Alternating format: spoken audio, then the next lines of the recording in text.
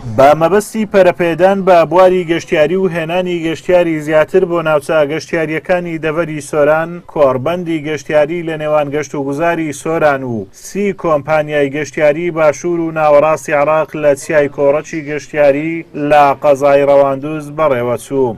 ئامانجی سەرەکیمان لێرە ئەوەیە کە بتوانین لەم کۆڕبەندا گفتوگۆ لەسەر کەم و کوڕ و یاخود کێشە و گرفتەکان بکەین کە دێنە بەردەم کۆمپانیا عێراقیەکان کە گەشتیار دێنن بۆ ناوچەکە و بە هەرێمی کوردستانیش بە شێوەیەکی گشتی و ئێستاکە لەم کۆڕبەندا گفتوگۆیەکی فراوان دەکرێت لەسەر ئەم بابەتە و هەروەها هاندانی کۆمپانیاکانە بۆ ئەوەی بتوانن گەشتیار لە چوارۆرزە بێنن، چونکە ناوچەکان شوێنی گەشتیاری زۆری تێدا، شوێنی گەشتیاری جۆرا و جۆری تێدا دەکرێت لە هەموو وەرزەکان گەشتیار لە ناوچەکە هەبێت و هێنانی گەشتیار لەلایەن گروپا گەشتیاریەکانی باشوور و ناوەڕاستی عێراق ناوچە گەشتیاریەکانی دەڤەری سۆرانیان بوژاندۆتەوە و بەو هۆیەوە هەر چوار وەرزی ساڵ ناوچە گەشتیاریەکان پڕن لە گەشتیار. خاوەن کۆمپانیا گەشتیاریەکانیش داواکارن زۆرترین ئاسانکاریان بۆ بکرێت و گرفتیان بۆ دروست نەکرێت لە بازگەکان.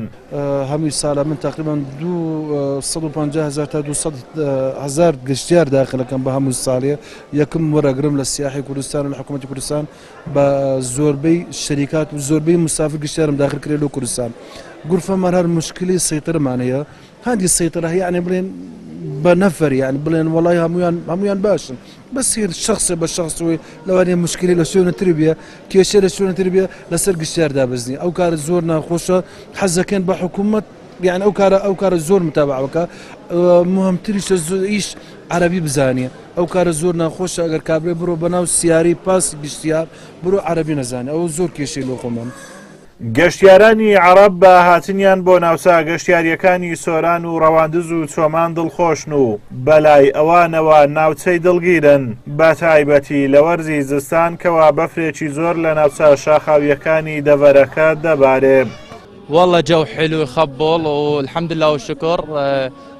ثلوج موجودة وأجواء وناس هواية موجودين متواجدين من بغداد ومن باقي المحافظات، متواجدين هنا بشمال العراق، والحمد لله والشكر أمان بفضل الشعب الكردي زين، وإن شاء الله احنا شعب واحد. وما شاء الله الأجواء كلش طبعا حلوة وممتعة.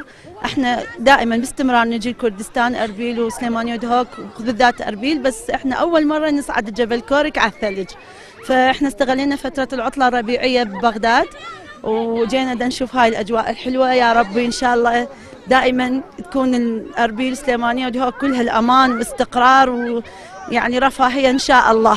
بەپێی ئاماری گەشت و گوزاری هەرێم لە ساڵی 2018 3,057,000 گەشتیار سەردانی ناوچە گەشتیاریەکانی هەرێمی کوردستانیان کردووە و گەشت و گوزاری هەرێم ڕایدەگەێنێت لە بەرنامەیاندایە گەشتیاری زیاتر لە ڕێگای کۆمپانیا گەشتیاریەکانەوە بۆ هەرێمی کوردستان ڕابکێشن.